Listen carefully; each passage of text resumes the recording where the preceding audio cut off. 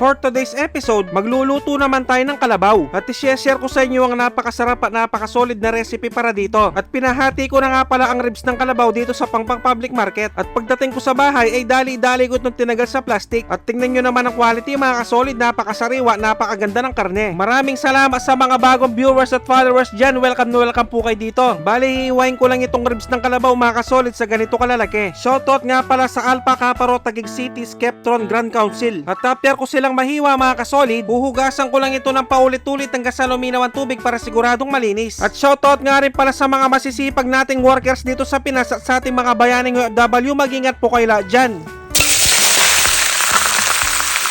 Bale, isisir ko muna ang kalabaw mga kasolid dito sa wok hanggang sa maiba ang kulay. Pero dapat malakas ang apoy, kung hindi magtutubig lang to. Shoutout kay Evangeline Tibay ng Taytay Rizal at kay Mylene Cortez ng New Zealand, maraming salamat po sa panonood. At dahil nakuha ko na yung kulay na gusto ko mga kasolid, sasangkapan ko na ito ng patis at pamintang buo. At masarap nga pala sa recipe na to yung maraming onion leeks at maglalagay din ako ng sibuyas. Bubuhusan ko na rin ito ng tubig dahil papakuluan pa natin to sa loob ng 2 oras.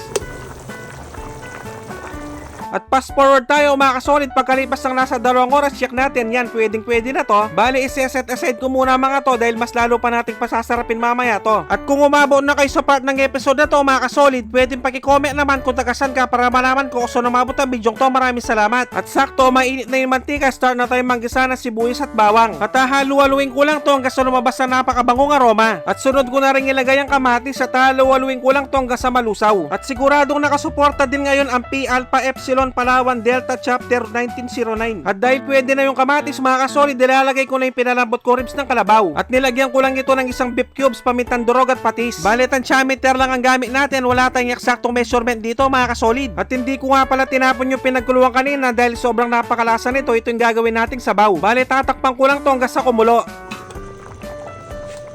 At yan, dahil kumukulo-kulo na mga kasolid, grabe sobrang napakabango ng usok. At habang nagbo-voice over ako ngayon, sobrang natatakam ako. At sunod ko na rin ilagay ang napakaraming pechay mga kasolid dahil sobrang napakasarap ng recipe na to pag maraming pechay. At nilagyan ko rin ito na siling pansigang. At dahil luto na ang aking napakasarap at napakasolid na kinabatisang ribs ng kalabaw, magpe-plating na tayo. At pag-rate naman 1 to 10 ang recipe natin ngayon mga kasolid, maraming salamat. At syempre, dito na tayo sa pinaka-exciting part, ang tikiman time, yun no? At kakamayin ko na to, total sa akin din naman itong nasa plato, kain po tayo mga kasolid.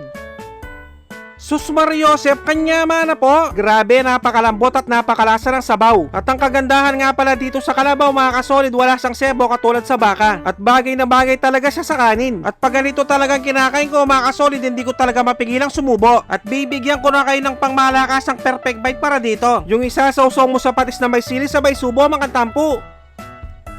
Taksya po, nakalasa ng kalasa. At itatry din natin ang napakasarap na pechay. At kung tiyempong hating gabi nyo naman napanood to mga kasolid, mag-automatic pansit kanto na lang kayo mga bossing, dapat yung spicy ha. At siguradong manguubos na naman ang isang kalderong kanin lamig to kung sakali. Shoutout kay Eduardo Roque Sikat ng San Jose del Monte, Bulacan. At sa mga tropang Panema Analbe na sina Jason Gueco, Jonathan Quezon at si Lawrence Manistela ng Barangay Tabon, Mabalacat, Pampanga, maraming salamat sa inyo mga bossing. At siguradong naglalaway din ngayon ang mga masisipag nating mga tambay. Maraming salamat sa mga walang sawang sumusuporta at sumusubaybay sa aking mga video. At sa mga walang sawang nag-share, maraming salamat, napakasolid nyo, sobrang na-appreciate namin kayo lahat. Magkita-kita ulit tayo next episode. Magluto na kayo ng napakasarap at napakasolid na kinamatisang ribs ng kalabaw. Grabe, sobrang napakasarap. Maraming salamat sa panonood, mag-ingat ang lahat, basta Kapampangan, manyaman!